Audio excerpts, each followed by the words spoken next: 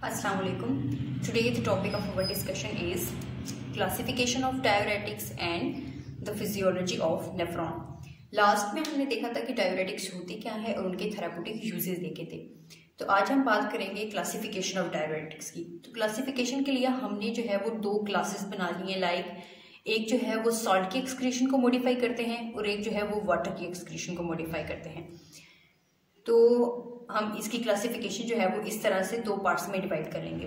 तो सबसे पहले क्या है हमारे पास फिजियोलॉजी ऑफ नेफ्रॉन के लिहाज से देखा जाए, लाइक हम पहले इसकी तरफ आ जाते हैं। इसमें क्या है फिजियोलॉजी ऑफ नेफ्रॉन में सबसे पहले तो ये हमारा ग्लोमेरुलस है जहाँ पे फिल्ट्रेशन होती है।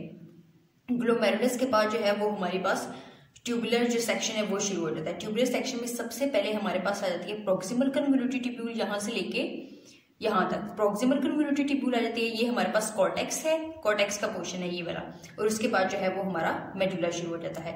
अब प्रॉक्सिमल कन्वोल्यूटिव ट्यूब्यूल में इसके बाद कहते हैं ये हमारे पास कन्वोल्यूटेड लाइक ऐसे है और स्ट्रेट में हमारे पास ये पोर्शन है। अब ये प्रॉक्सिमल कन्वोल्यूटिव ट्यूब्यूल है। प्रॉक्सिमल कन्वोल्यूटिव ट्यूब्यूल के बाद हमारे पास कौन सा पोर्शन आ जाता है? Thick ascending limb. Thick ascending limb आ जाता है। ये हमारे पास लूप ऑफ हेल्ने है जिसमें थिक और थिन असेंडिंग लिम्ब और डिसेंडिंग लिम्ब आ जाती है। पहले डिसेंडिंग लिम्ब है और फिर उसके बाद आता है हमारे पास ascending limb of loop of हेल्ने। Ascending limb of loop of हेल्ने के बाद आता है हमारे पास डिस्टल कन्वोल्यूटिव ट्यूब्यूल, फिर उसके बाद कलेक्टिंग ट्यूब्यूल और फिर उसके बाद आती है हमारे पास कलेक्टिंग डक्ट। सबसे पहले हो गई प्रॉक्सिमल ट्यूब्यूल, फिर उसके बाद लूप ऑफ हेल्ने, थर्ड पे आ जाती है हमारे पास डिस्टल कन्वोल्यूटिव ट्यूब्यूल, फोर पे हमारे पास कलेक्टिंग ट्यूब्यूल और 5 पे हमारे पास कलेक्टिंग डक्ट। ये लास्ट में भी हमने देखा था कि फिजियोलॉजी ऑफ नेफ्रॉन में किस नेफ्रॉन के हमारे पास 5 सेगमेंट्स होते हैं जो कि पार्टिसिपेट करते हैं डाययूरेटिक्स की ड्रग्स में।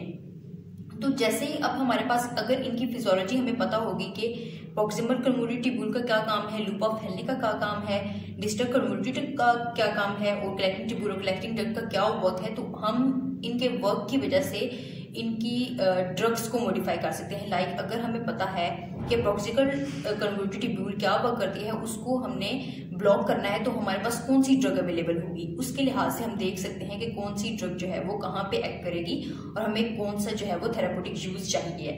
तो इसके लिहाज से हमने साल्ट एक्सक्रीशन में हमने पहली क्लास हमारे पास है प्रॉक्सिमल कन्वोल्यूटिव ट्यूब्यूल की, मतलब इस पे कौन सी क्लास एक्ट करती है, वो हमारे पास कार्बोनिक एनहाइड्रेज इनहिबिटर्स हैं। अब इस पार्ट में जो है वो हमारे पास स्पेसिफिक एक एंजाइम है कार्बोनिक एनहाइड्रेज।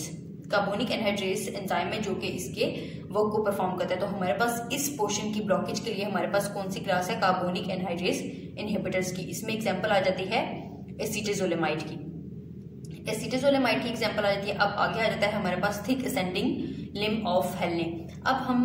अब इसके बाद तो आता डिसेंडिंग है, तो हम कह रहे हैं असेंडिंग। तो इसका मतलब यह है कि जो साल्ट एक्सक्रीशन में है वो हमारे पास उसके बाद असेंडिंग आता है, क्योंकि अगर हम देखें तो प्रॉक्सिमल कन्वोल्यूटिव ट्यूब्यूल में हमारे पास साल्ट की भी एक्सक्रीशन हो रही है और वाटर की भी, लेकिन डिसेंडिंग लिम्ब में हम देखें तो सिर्फ जो है वो वाटर की एक्सक्रीशन हो रही है, कोई आयन ट्रांसपोर्टर यहाँ पे प्रेजेंट नहीं होते। और जो थिक असेंडिंग लिम्ब है यहाँ पे आयन्स की आप देख रहे हैं, सोडियम भी है, पोटाशियम भी है, कैल्शियम है, मैग्नीशियम है और क्लोराइड है। तो यहाँ पे साल्ट की एक्सक्रीशन हो रही है, इसलिए जो सेकंड नंबर पे आ रहा है वो है थिक असेंडिंग लिम्ब ऑफ हेल्ने।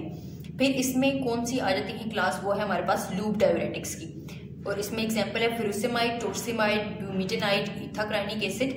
और फिर आ जाते हैं डिस्टल कन्वोल्यूटिव ट्यूब्यूल, इसमें थायजाइड डाययूरेटिक्स हैं और एग्जांपल आ जाते हैं क्लोरोथायाजाइड और हाइड्रोक्लोरोथायाजाइड, और इसके अलावा भी 2-3 ड्रग्स हैं।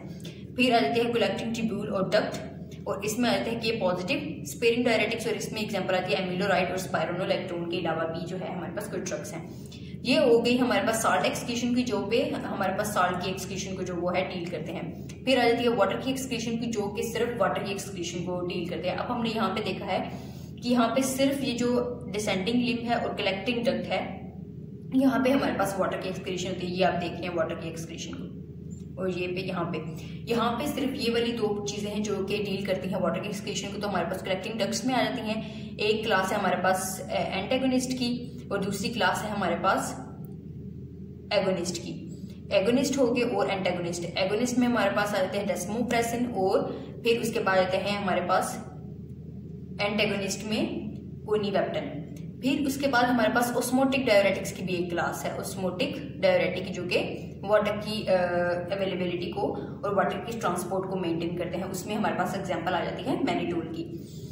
अब हमने देखा था कि इन फिजियोलॉजी ऑफ नेफ्रॉन में कि यहाँ पे हर एक पे एक स्पेसिफिक ट्रांसपोर्टर्स प्रेजेंट होते हैं जो कि आयन की और वाटर की मूवमेंट को कंट्रोल करते हैं। अब यहाँ पे जो है हमारे पास ट्रांसपोर्टर्स प्रेजेंट है जो कि आयंस की ट्रांसपोर्ट को कंट्रोल करे। और जहाँ पे हम देखिए डिसेंडिंग लेयर पे, तो यहाँ पे सिर्फ क्या प्रेजेंट है, एक्वापोरेंस प्रेजेंट है जो कि सिर्फ वाटर की ट्रांसपोर्ट को कंट्रोल करते हैं। और यहाँ पे कोई आयन ट्रांसपोर्ट चैनल जो है वो प्रोड्यूस नहीं होता, ना ही प्रेजेंट है।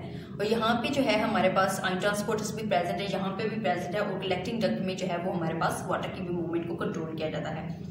अब ये होगी हमारे पास फिजियोलॉजी और क्लासिफिकेशन ऑफ डायूरेटिक्स। इसके बाद हम जो है वो इन क्लासेस को वन बाय वन जो है उनके कंप्लीट मैकेनिज्म्स को, उनकी कंप्लीट फिजियोलॉजी को डिस्कस करेंगे, उनकी थेराप्यूटिक यूजेस और एडवर्स इफेक्ट्स को डिस्कस करेंगे। तो सबसे पहले इसके बाद आती है हमारे पास प्रॉक्सिमल कन्वोल्यूटेड ट्यूब्यूल, वो इंशाल्लाह हम नेक्स्ट देखते हैं।